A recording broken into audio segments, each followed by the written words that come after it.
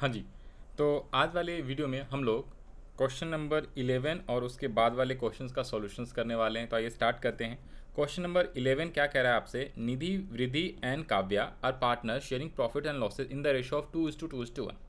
From 1st April 2025, they decided to change the profit sharing ratio. They passed the following adjustment entry for goodwill in the books. अब इसने adjustment entry of goodwill के लिए pass करी हुई, adjustment entry for goodwill. तो we have already discussed in previous videos कि जब भी गुडविल वैल्यू करते हैं तो change in profit sharing ratio के वक्त क्या होता है, जो गुडविल वैल्यूड होता है उसकी जनरलिटीज हम गेनिंग टू सैक्रिफाइसिंग पार्टनर्स करते हैं।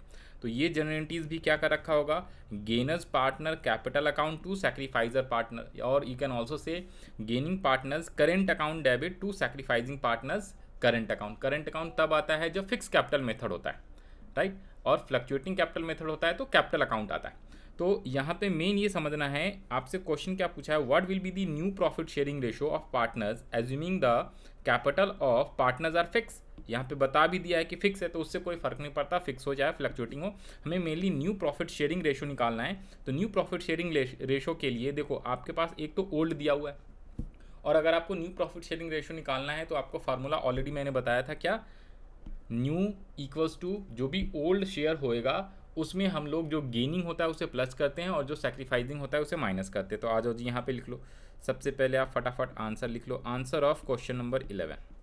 तो सबसे पहले तो रेशो का फार्मूला लिख लेते हैं, न्यू रेशो, या you can say new share equals to जो ओल्ड शेयर होता है उसमें आप अगर किसी पार्टनर ने गेन करा है तो गेनिंग शेयर को तो आप प्लस कर देते हो, और अगर किसी पार्टनर ने सैक्रिफाइस करा है तो सैक्रिफाइजिंग शेयर को आप क्या कर देते हो, माइनस कर देते हो। So simple.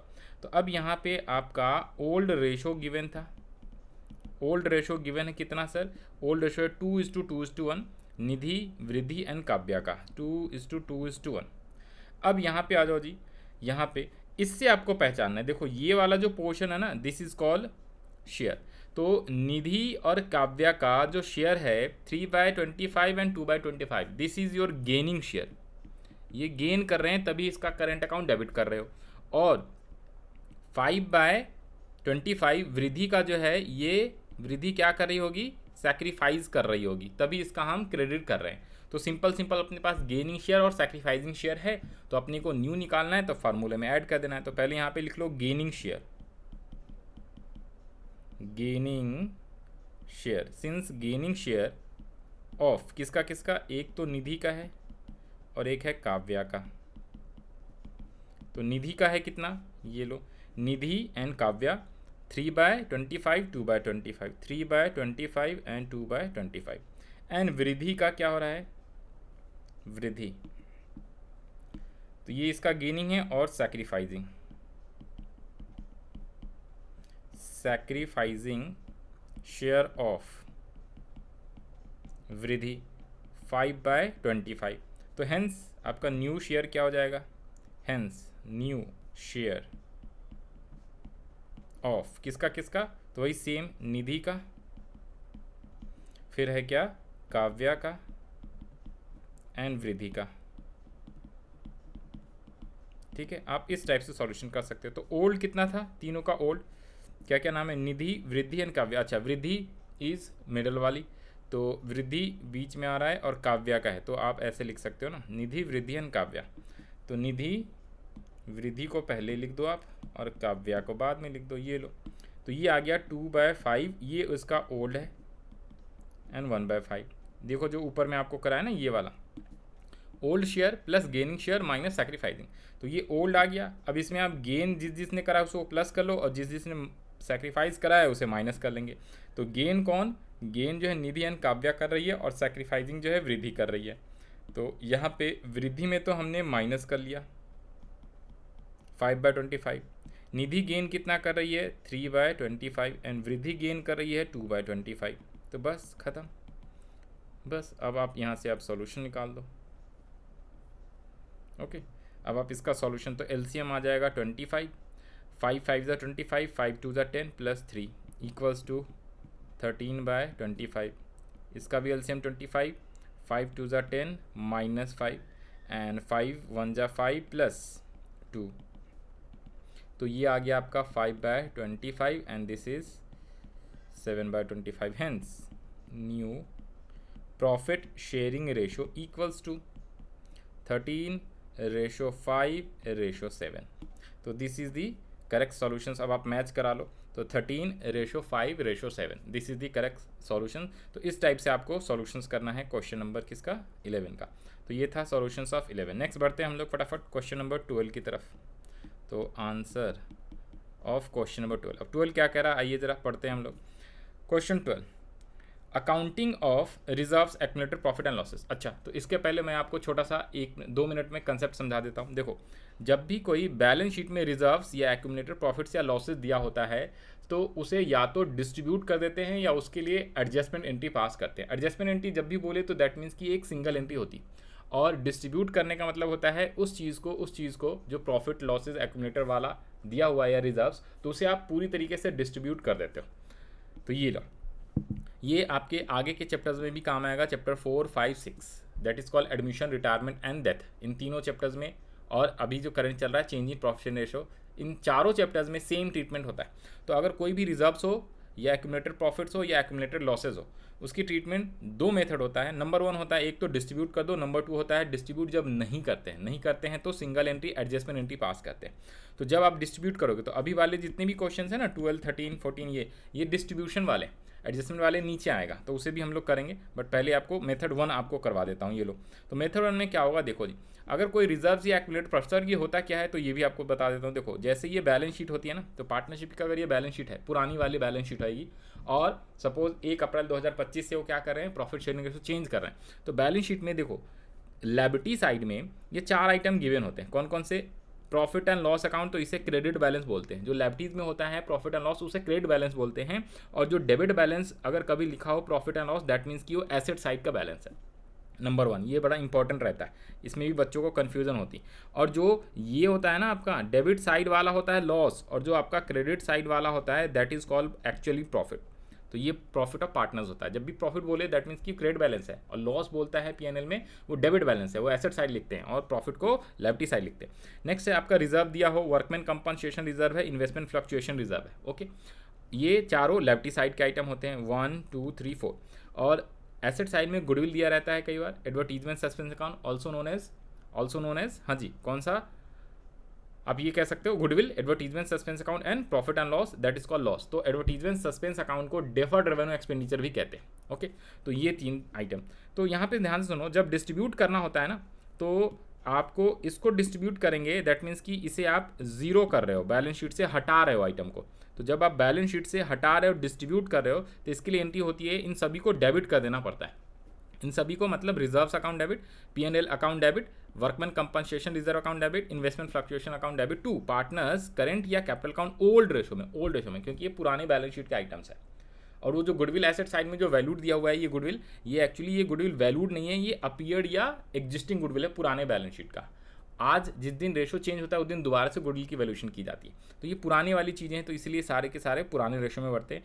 और सेम अगर आपको प्रॉफिट्स और डेफर रेवेन्यू एक्सपेंडिचर, यहाँ पे आप चाहो तो गुडविल भी लिख सकते हो, तो पुरानी वाली गुडविल, इन सबको जब डिस्ट्रीब्यूट करेंगे तो ऑल पार्टनर्स करंट या कैपिटल अकाउंट, करंट तभी होगा जब फिक्स कैपिटल है, और इसको भी ओल्ड रेशो में आप डिस्ट्रीब्यूट कर दोगे। जब भी एडजस्टमेंट एंट्री बोलता है, एडजस्टमेंट एंट्री का मतलब क्या होता है कि अगर आपको डिस्ट्रीब्यूट नहीं करना है, एज इट इज़ जो पुराने बैलेंस शीट में आइटम आ रहा है उसको एज इट इज़ फ्यूचर में भी उसको कंटिन्यू करना है, तो उसके लिए आप एडजस्टमेंट एंट्री पास करते हो, सो दैट क्या हो, उसका बैलेंस क्या हो, अपने आप ऑटोमेटिकली करेक्ट हो जाए पार्टनर्स का। तो उसके लिए सिंगल एंट्री पास करते हैं, also known as adjustment entry, जब डिस्ट्रीब्यूट नहीं किया जाता है इन सब आइटम को। तो अगर आपका प्रॉफिट हुआ है, नेट अमाउंट पहले निकालना होता है, प्रॉफिट हुआ है तो गेनिंग पार्टनर्स कैपिटल या current account debit to sacrificing partners capital या करंट। और अगर आपका लॉस का सिचुएशन है तो सैक्रिफाइसिंग पार्टनर्स कैपिटल या current account debit to gaining partners capital या करंट अकाउंट। तो अभी हमने देखा था गुडविल वैल्यू करते हैं, वहाँ पे भी gaining partners debit to sacrificing करते हैं, तो वही सेम चीज़ें, बट लॉस होगा तो रिवर्स कर देते हैं एंट्री। सो सिंपल, इतना है और कुछ नहीं। तो अभी जितने भी ये क्वेश्चन है ना, क्वेश्चन नंबर 13, 14, 15, वो आपका एडजस्टमेंट एंट्री नहीं पूछ रहा है, वो आपसे डिस्ट्रीब्यूशन वाली एंट्री पूछ रहा है, तो ये 2 एंट्री आपसे पूछेगा इसमें। तो अगर आपका ये 4 आइटम है लेफ्टी साइड वाला, तो उसे डेबिट कर दो और पार्टनर्स के कैपिटल या करंट को क्रेडिट कर दो ओल्ड रेशो में। अगर एसेट साइड में 3 आइटम होते हैं, एक अपीयर्ड गुडविल या एग्जिस्टिंग गुडविल, और साथ में आपका प्रॉफिट एंड लॉस का डेबिट बैलेंस हो या लॉस बोले, और डिफर्ड रेवेन्यू एक्सपेंडिचर, तो इसे आप क्रेडिट करके पार्टनर्स कैपिटल या करंट को डेबिट कर दोगे। So simple. अब आ जाओ जी क्वेश्चन 13 पे आ जाते हैं। तो क्वेश्चन 13 कह रहा है Om Shiva are partners in a firm sharing profit in the ratio of 4:1। They decided to future profits in the ratio of 3:2। तो देखो आपका एक तो ओल्ड रेशो और न्यू रेशो गिवन है, फ्यूचर का मतलब है न्यू रेशो। ओके, तो new ratio old ratio given है, तो सबसे पहले तो आप सैक्रिफाइजिंग रेशो निकाल लोगे, या यू कैन से सैक्रिफाइजिंग शेयर निकाल लोगे। सैक्रिफाइजिंग शेयर निकालोगे तो पार्टनर का सैक्रिफाइस वाला भी आ जाएगा और किसी का गेन आएगा तो गेन वाला भी आ जाएगा। तो गेनर टू क्या कर देना है आपको, सैक्रिफाइजर तभी करना है जब एडजस्टमेंट एंट्री पूछे, लेकिन इसमें एडजस्टमेंट एंट्री नहीं पूछा। उसने क्या बोला, ध्यान से सुनो। कह रहा है 1 अप्रैल 2025 से रेशो चेंज हो गया। On that date profit and loss showed a debit balance. यहाँ पे ध्यान देना, ये डेबिट बैलेंस है भाई। डेबिट बैलेंस का मतलब क्या होता है, एसेट साइड वाला बैलेंस। डेबिट बैलेंस का मतलब एसेट साइड वाला बैलेंस, और इसे आप लॉस भी बोल सकते हो, इसे आप लॉस भी बोल सकते हो। तो प्रॉफिट एंड लॉस अकाउंट में डेबिट बैलेंस है, यानी कि लॉस वाला आइटम है। तो डेबिट बैलेंस है तो पीएनएल को आप क्रेडिट कर दो, तभी जाके वो डिस्ट्रीब्यूट हो जाएगा, खत्म हो जाएगा। और कितने rupees, 1 lakh. Pass journal entries to give the effect of the above. तो आप यहाँ पे पीएनएल अकाउंट को क्रेडिट कर दोगे 1 लाख रुपए से, और डेबिट किसे कर दोगे, ओल्ड पार्टनर ओल्ड रेशो में। तो यहाँ पे आपको सैक्रिफाइजिंग रेशो और गेनिंग रेशो निकालने की जरूरत नहीं है, क्योंकि इसमें एडजस्टमेंट एंट्री नहीं पूछा। एडजस्टमेंट पूछेगा तभी गेनिंग सैक्रिफाइजिंग चाहिए होता है। यहाँ तो सीधा सीधा ओल्ड करना है, तो जनरल एंट्रीज बनाओ और फटाफट कर दो। तो ये लो, आ जाओ जी।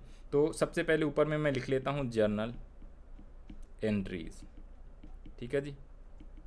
और सुनना, मैं फॉर्मेट बना लेता हूँ, रुक जाओ।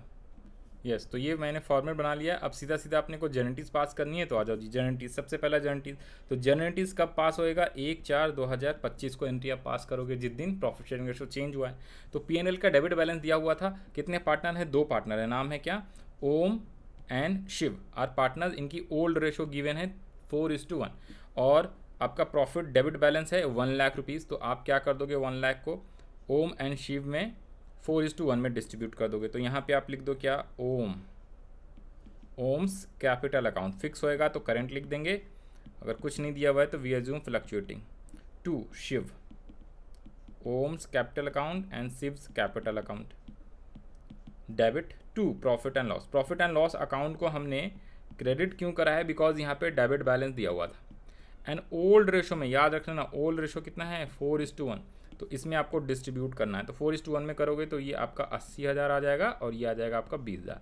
इसके लिए आप वर्किंग आप बना सकते हो, being necessary general entries pass, या simply being journal entries pass for distribution of profit and loss. आप नरेशन लिख लोगे अपने हिसाब से। और अगर आपको यहाँ पे 1 लाख का वर्किंग नोट बनाना है, तो आप 1 लाख को 4/5 एंड 1 लाख को 1/5। तो पहले 1/5 शिवा का निकालोगे, और ये है ओम का।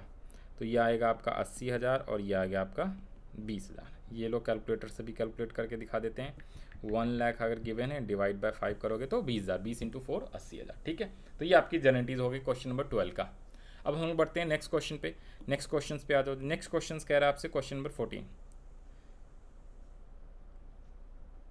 मैंने आपको 13 करा दिया है, 12 नहीं कराया ना। ओके ओके, डोंट वरी, मैंने पहले आपको 13 करा दिया है, कोई बात नहीं। तो अब मैं आपको 12 करा दे रहा हूँ। 13 हो गया, अब 12। तो यहाँ पे आप लिख लेना, this is entry of question number 13, not 12। तो 12 की बात कर लेते हैं। कह रहा Nitya and Anand are partners in a firm profit sharing ratio equally. तो यहाँ पे इक्वल रेशो दिया हुआ है ओल्ड। फिर कह रहा with effect from 1 April 2025 they decided to share future profit in the ratio of 3:2। On that date of change in profit sharing ratio profits and loss had a credit balance. तो यहाँ पे credit balance है इस बार। Credit balance का मतलब होता है profit 1,50,000 का। Okay, and pass necessary guarantees for distribution. Word भी बता दिया यहाँ पे, डिस्ट्रीब्यूशन करना है भाई। डिस्ट्रीब्यूशन का मतलब वही, आप इसको क्या कर दो, 0 कर दो, प्रॉफिट एंड लॉस को बैलेंस शीट से हटा दो। Of the balance in profit and loss account before changing the profit sharing ratio. तो इसकी एंट्री क्या हो जाएगी, आ जाओ। इस बार आपको क्या करना है, क्रेडिट बैलेंस है, प्रॉफिट है, तो जनरल एंट्री क्या पास कर दोगे, प्रॉफिट एंड लॉस को आप डेबिट कर दोगे। 1 मिनट दो, 1 सेकेंड, हाँ जी। तो यहाँ पे आ जाओ जी, ये हमने कॉपी कर लिया है। अब क्वेश्चन नंबर ये 13 था, क्वेश्चन नंबर 12। तो इसके लिए मैंने फॉर्मेट पहले ही बना लिया। ये लो जी, फॉर्मेट में ये आप कैपिटल अकाउंट और P&L अकाउंट इसको हटा देते हैं, ठीक है ना। जनरेटिव्स का फॉर्मेट हमने बना लिया, ओके। और यहाँ पे लिख देंगे आंसर ऑफ क्वेश्चन नंबर 12। तो पहले 13 करा दिया, इट्स ओके, नो इश्यूज़। अब 12 करा रहा हूँ आपको। तो 12 वाले का ये है फॉर्मेट, और ये फॉर्मेट अपने को आगे भी चाहिए, तो इसको मैं कॉपी कर लेता हूँ, 1 मिनट के लिए रुक जाओ। यस, तो अब आ जाओ जी यहाँ पे। अब आपसे क्या कह रहा है, प्रॉफिट एंड लॉस अकाउंट में 1.5 लाख का क्रेडिट बैलेंस है, यानी कि प्रॉफिट है। तो इस बार आप जनरेटिव्स क्या पास कर दोगे, यहाँ पे लिख लो profit and loss account debit. इस बार आप डेबिट कर दोगे। क्रेडिट बैलेंस है तो इसको डेबिट करोगे तो जीरो हो जाएगा, नील हो जाएगा, खत्म। क्रेडिट बैलेंस का मतलब लायबिलिटी साइड में, लायबिलिटी साइड का अमाउंट हटाना है एक तरीके से, तो आप उसको डेबिट करोगे क्योंकि डिक्रीज कर रहे हो ना। 2, कौन कौन से पार्टनर्स हैं sir, Nitya and Anand. Nitya's capital account, if fix capital method होएगा तो करंट लिखना है, नित्या एंड आनंद इक्वली बोला, Nitya and Anand, Anand capital account. और इक्वल बोला हुआ है तो 1,50,000 को आप इक्वली बांटोगे तो 75-75, और बीइंग, हाँ जी, profit and loss account distributed. So simple, ऐसे आप नरेशन लिख सकते हो। तो ये आपका हो गया कौन सा, क्वेश्चन नंबर 12 भी हो गया, और मैंने आपको 13 भी करा दिया है। ये 11 था, ये 12 हो गया, ये 13। आप इसका भी वर्किंग नोट यहाँ पे बना सकते हो, कोई दिक्कत वाली बात नहीं है। वर्किंग नोट अगर बनाना है तो वर्किंग नोट जो 1,50,000 है ना, उसको आपने इक्वली डिस्ट्रीब्यूट करा है, तो 75,000 इस टाइप से आप बना सकते हो। अब आगे बढ़ जाते हैं। तो यही आपका यहाँ पे सॉल्यूशन दिया हुआ है, ये और 13 का, ओके, 80, 20 और ये। नेक्स्ट क्वेश्चन आ जाते हैं क्वेश्चन नंबर 14 पे। ABC who are presently sharing profit and losses in the ratio of 5:3:2, old ratio है, decided to share future profit and losses in the ratio of 2:3:5। तो ये आपका न्यू रेशियो दे दिया।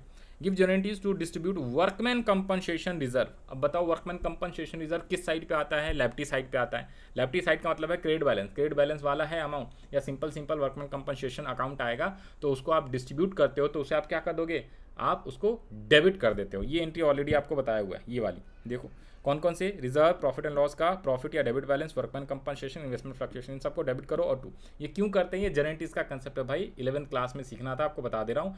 अगर आपको क्या करना है, अगर आपको एसेट्स या एक्सपेंसेस को इंक्रीज करना, एसेट्स, एक्सपेंसेस एंड लॉसेस, तो इंक्रीज करोगे तो डेबिट करोगे, डिक्रीज करते हो तो क्रेडिट करते हो। और ये आपको लिखा हुआ है। और अगर आपको क्या करना है, लायबिलिटीज, कैपिटल, ठीक है, या फिर प्रॉफिट्स, लायबिलिटीज, कैपिटल, प्रॉफिट्स, इन सबको अगर आप liabilities, profits and capital, rules of जनरेटिव्स, तो भाई देखो एसेट्स, एक्सपेंसेस, लॉसेस, अगर इसका डेबिट बैलेंस होता है तो इंक्रीज करोगे तो डेबिट करोगे, डिक्रीज करोगे जनरेटिव्स में तो क्रेडिट करोगे।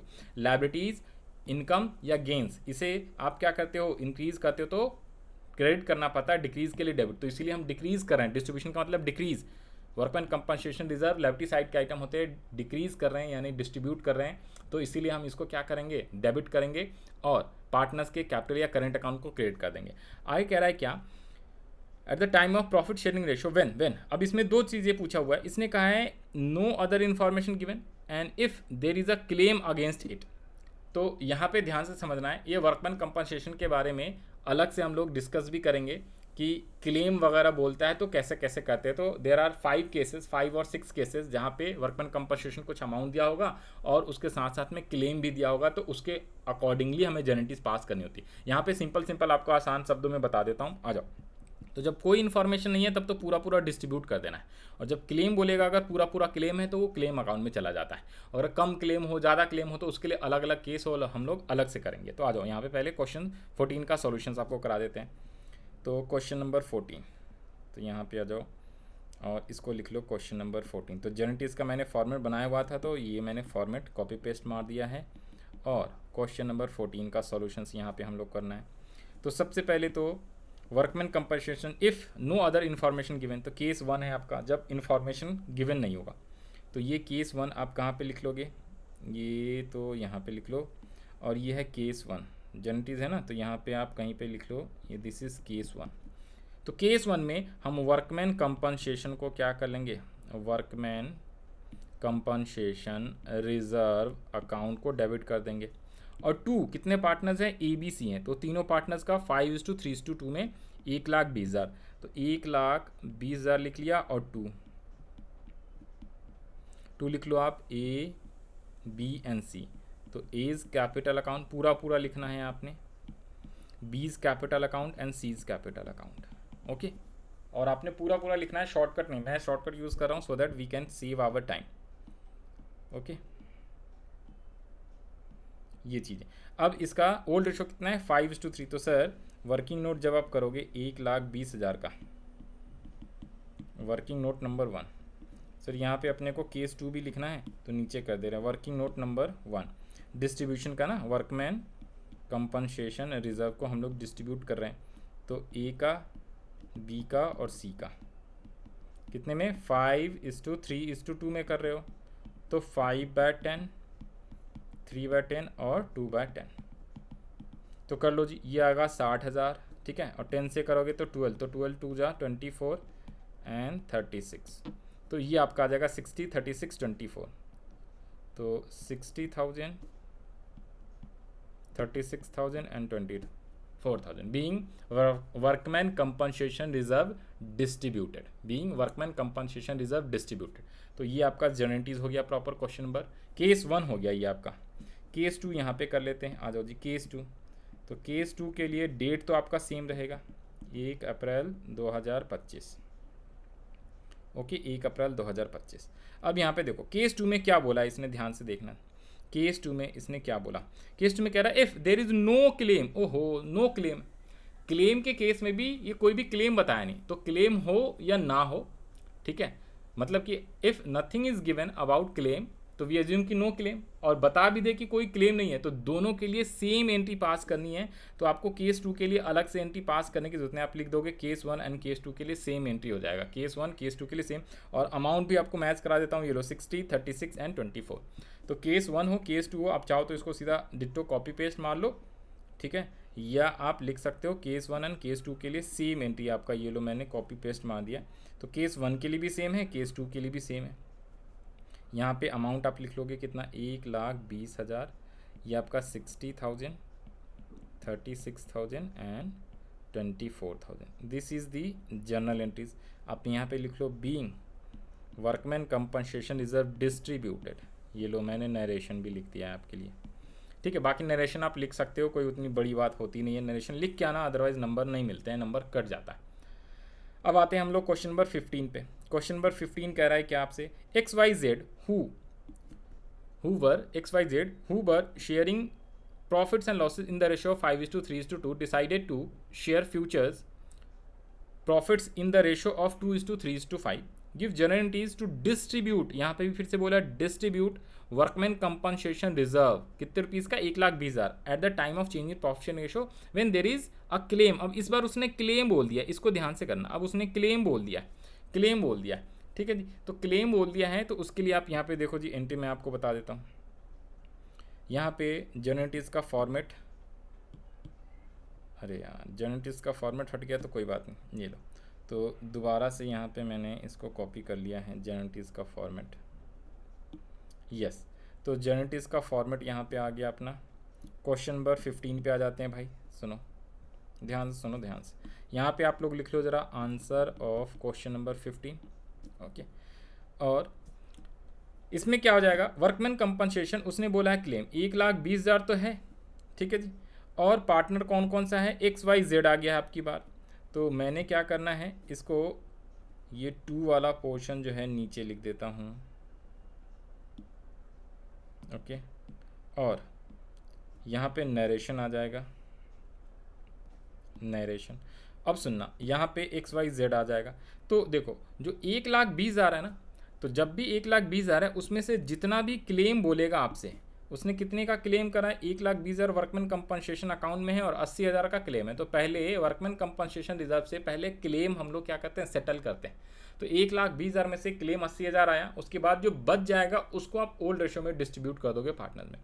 अब इसके बारे में कंसेप्ट जो है ना, नेक्स्ट वीडियो आप प्लेलिस्ट में चले जाना, इसके बाद वाले क्वेश्चन जो है ना नेक्स्ट वीडियो में कराएंगे। उसमें टोटल 6 केसेस हैं, ये वाला देखो आपको दिखा देते हैं, उसको आपको अच्छे से समझा के वहाँ पे आपको करा दूंगा, तो फिर कोई आपको प्रॉब्लम आएगी नहीं। ये है वर्कमैन कंपनसेशन के टोटल 6 केसेस हो सकते हैं, ये आपके आगे के चैप्टर्स में भी काम आएगा, ठीक है, ये आपके आगे के चैप्टर में भी काम आएगा। ये है आपका वर्कमैन कंपनसेशन रिजर्व के बारे में। सिंपल बता दूं, ये जैसे बैलेंस शीट होता है ना, तो workman compensation reserve lefty side में गिवन होता है कुछ अमाउंट, उसके बारे में नीचे इन्फॉर्मेशन या तो बोलेगा नो इन्फॉर्मेशन अबाउट क्लेम या नो क्लेम। तो ये दो केस अभी अभी हमने करा था ऊपर क्वेश्चन 14 में। और जब आपसे बोलेगा कुछ क्लेम है, और क्लेम कैन बी 90,000 से एक कम हो सकता है, एक क्लेम ज़्यादा हो सकता है और एक इक्वल हो सकता है। तो ये टोटल 5 ही केसेस होते हैं। तो अभी जो क्वेश्चन 15 है ना, वो क्वेश्चन 15 आपका इसके ऊपर है, जब क्लेम आपसे कम पूछा गया और बाकी 2 बच जाते हैं। तो इसके लिए रिवीजन आपको नेक्स्ट लेक्चर में करा दूंगा। यहाँ पे मैं डायरेक्टली आपको सॉल्यूशंस करवा देता हूँ। तो सुनो, तो 15 वाले में क्या करोगे, अगर वर्कमैन कंपनसेशन रिजर्व है, इसको आपको डिस्ट्रीब्यूट करना है और साथ में 80,000 का क्लेम है, तो डिस्ट्रीब्यूशन के लिए आप जनरेटिव करोगे workman compensation reserve account debit to आप क्या लिख देते हो, टू लिख देते हो क्या, वर्कमैन कंपनसेशन क्लेम अकाउंट। और ये क्लेम लेफ्टी साइड में आते चला जाता है आफ्टर रिकॉन्स्टिट्यूशन। तो ये पूरा आप लोग लिख लेना, वर्कमैन कंपनसेशन क्लेम। मैंने यहाँ पे शॉर्ट में लिख दिया है workman compensation claim account. Okay, workman compensation claim account, this is your liabilities. ये होता क्या है, देखो, जो वर्कमैन कंपनसेशन रिजर्व जो अकाउंट बनाया जाता है ना, वो आपके प्रॉफिट एंड लॉस अकाउंट से बनाया जाता है। वो किस लिए बनाया जाता है कि अगर फ्यूचर में किसी वर्कर को कोई चोट वोट लग जाए, जैसे फैक्ट्री होती है, फिल्मों में आपने देखा होगा, किसी का हाथ आ गया मशीन में, हाथ कट गया, किसी का आंख डैमेज हो गया, किसी का पैर डैमेज हो गया, या कोई भी किसी प्रकार की दुर्घटना हो जाती है ना फैक्ट्री में, तो उसकी ट्रीटमेंट के लिए पैसे कहाँ से आएंगे, तो इसी वर्कमैन कंपनसेशन रिजर्व अकाउंट से पैसे उनको दिया जाता है ट्रीटमेंट के लिए। तो वर्करों के लिए वर्करों के कंपनसेशन के लिए ये रिजर्व बनाया जाता है आउट ऑफ प्रॉफिट। तो जब भी वर्कर्स क्लेम करेगा, तो यानी वर्कमैन कंपनसेशन क्लेम है कि भाई उस साल आपका उतने का क्या हो गया है, वर्करों का कुछ दिक्कत आ गई, चोट फोट आ गई, तो उसके ट्रीटमेंट के लिए उतना क्लेम किया गया है, तो उतने रुपीज़ इसी में से निकाल के इसको दिया जाता है। तो पार्टनरशिप फॉर्म के लिए 80,000 एक तरीके से लेफ्टीज हो गई। क्लेम का मतलब है इस रिजर्व में से हटाओ, ये लेफ्टीज है, उसको दिया जाएगा, तो जब उसको पे कर देंगे तो लेफ्टी हट जाएगी। तो इतने का क्लेम हो गया। बाकी जो पैसे बच गए 40,000 रुपये, तो 40,000 रुपये जो बच गया है वर्किंग नोट नंबर 1, उसे XYZ ओल्ड रेशो में, किस रेशो में, ओल्ड रेशो में आपस में डिस्ट्रीब्यूट कर लेंगे। कितने, 40,000 को डिस्ट्रीब्यूट करेंगे। तो जितने बच गया है किस रेशो में, ओल्ड। तो ओल्ड रेशो कितना है सर, 5:3:2। तो 5/10, 3/10 एंड 2/10। तो ये तो आपका आ गया 8,000, 8, 16, 24, 4, तो 12,000, और ये आपका आ जाएगा 20,000। तो ये आपकी जनरेटिव बन जाएगी। यहाँ पे आएगा एक्स का 20,000, फिर आएगा 12,000 एंड 8,000। तो यहाँ पे लिख लो X capital account, Y's capital account और जेड्स कैपिटल अकाउंट। सब में ये कैपिटल अकाउंट, ये आप शॉर्ट में मत लिखना, ये लो मैं कॉपी पेस्ट मार देता हूँ, तो कैपिटल अकाउंट हो जाएगा आपका। ये आ गया कैपिटल अकाउंट और इसका भी कैपिटल अकाउंट। तो this is the proper solutions of question number 15। सबसे पहले आपको क्या करना है, तो जनरेटिव का फॉर्मूला बनाया, workman compensation reserve account debit to workman compensation claim account. इसमें ये वाला इंपॉर्टेंट पोर्शन था, क्लेम अकाउंट। और बाकी जो पैसे 40,000 बच गए, उसको ओल्ड रेशो में हमने डिस्ट्रीब्यूट कर दिया पार्टनर्स में कैपिटल। अगर फिक्स कैपिटल मेथड होगा तो करेंट अकाउंट लिख देना है, नॉर्मल होगा तो कैपिटल अकाउंट लिख देना है। इफ नथिंग इज गिवन तो वी अज्यूम फ्लक्चुएटिंग कैपिटल है, तो हम लोग नॉर्मल लिख देते हैं। तो ये था आपका क्वेश्चन नंबर 11, 12, 13, 14 एंड 15 का सॉल्यूशन। बाकी के क्वेश्चन हम लोग नेक्स्ट वीडियो में कवर करेंगे। तो इस वाली वीडियो के लिए इतना ही। Okay, bye bye, we will see you in the next video.